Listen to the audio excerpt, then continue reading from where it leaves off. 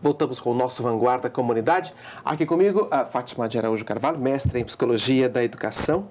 É isso mesmo, né? Psicologia da Educação pela PUC de São Paulo, com uma dissertação brilhante sobre a síndrome de burnout e a resiliência. Olha, eu andei estudando a respeito de resiliência e eu vi que essa palavra vem da física. Sim. E significa o seguinte: propriedade de alguns materiais de acumular energia quando muito exigidos e estressados, só que também de voltar ao seu estado original sem qualquer deformação. Fátima, o que isso tem a ver com a realidade do ser humano? Eu gosto de dar um exemplo da borracha. Você pega uma borracha, você vai apagar, né? Pega um lápis, né? Quando você exerce essa pressão do lápis sobre furar a borracha.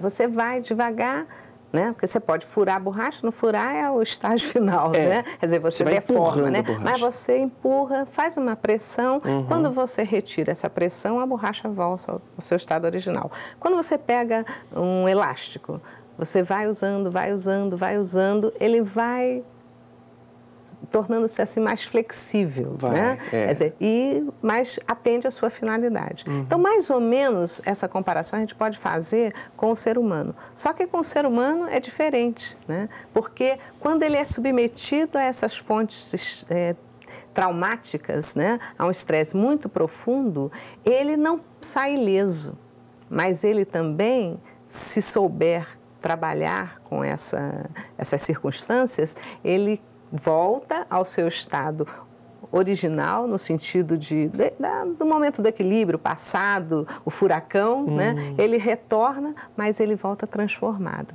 Porque ele aprendeu com a experiência, aprendeu a conviver com a dificuldade, que ele não podia se livrar dela, e aprendeu para poder crescer um pouco mais. Mas isso é muito bonito, hein? Isso é lindo, eu adorei estudar esse tema. Como é que você se sentiu estudando a respeito desse... É meio contraditório, né? A gente falar de estudar da síndrome de burnout, situações tão difíceis, né? E da própria resiliência, porque apesar de ser um tema brilhante, ela veio justamente do estudo de crianças de alto risco, né? De situações de maus tratos, das pessoas sobreviventes de guerras, de situações de familiares desajustados. Então, a base em si do estudo é muito triste, né? É um estudo mas mais a descoberta é maravilhosa. Mais ou menos recente? Como é que está? Não.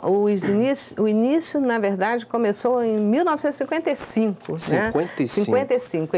Até aí não se sabia, não se falava em resiliência até então. Mas um grupo de pesquisadoras pegou 614 crianças numa ilha do Havaí. Essas crianças eram filhas de imigrantes asiáticos, filipinos, né, portugueses, né, e alguns filhos de nativos da ilha. Só que naquela época, né, eles foram para plantar abacaxi e açúcar, né? De baixíssima escolaridade. Então, os prognósticos daquilo que se via, da expectativa inicial, era que aquelas crianças, por causa das circunstâncias adversas, da educação, né, de todas as deficiências que elas tinham no meio onde elas viviam, elas não dariam em nada na vida.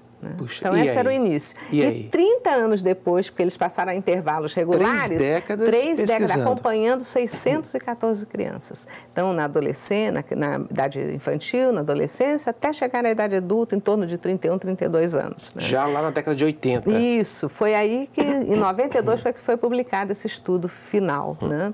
Concluindo o quê? Concluindo o quê? Como é que submetidos às mesmas circunstâncias adversas, algumas superaram isso e se tornaram adultos competentes? Ou seja, então, superaram as adversidades. Superaram as adversidades. Então, eles foram e voltaram transformados. Então, eles foram avaliar, né, e perceberam que foram determinados comportamentos que eles adotaram para que se sobrepujassem aos traumas e se destacassem do grupo.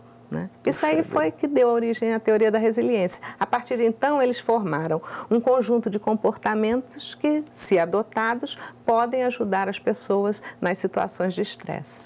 Tá vendo? Você que está em casa acompanhando, vê como é que é bonito falar sobre isso daí, que você pode também, depois de ter passado por uma série de experiências possivelmente traumáticas e estressantes, pode voltar delas resgatado a sua integridade e transformado para melhor. Agora, não há um risco de estresse elevado quando, por exemplo, as exigências do mercado profissional fazem com que as empresas acabem, por exemplo, enxugando o seu grupo de profissionais. Um amigo me disse uma coisa mais ou menos a respeito disso. Ele falou assim que eram 6 gerentes na empresa dele, ficaram 2.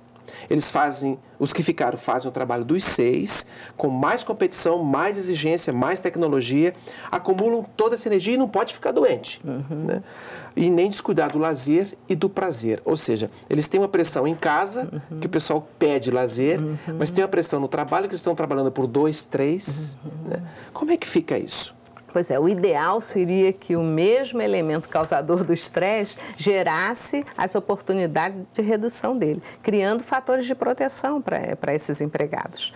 Então, hoje a gente chama de empresas resilientes aquelas que fornecem, ao mesmo tempo, o trabalho que exige essa pressão toda que você discutiu aí, ela fornece também elementos para que ele ajude a manejar esse estresse. Então, você já deve ter ouvido falar nas empresas que trabalham dando aulas de yoga para os funcionários, aprendendo a meditar. Né? Tem áreas para eles ficarem relaxados, em intervalos regulares, eles podem dar uma parada, uma pausa para descansar. Então, são empresas resilientes. São empresas resilientes, quer dizer, são aquelas que, apesar de criarem os fatores de risco, elas também oferecem os fatores de proteção. Então, no futuro, eu acredito que as empresas, né, que adotarem toda essa sistemática, elas serão capazes de, oferecendo isso para os funcionários também aprendendo como manejar esse estresse, o resultado vai ser favorável para ambas as partes. Né? Agora, o profissional que teria condições de sair melhor de uma situação de estresse é o funcionário que conhece seus próprios recursos, né? Tem um autoconhecimento, um esforço no autoconhecimento. Né? Na verdade, essa força interior está dentro de todos nós.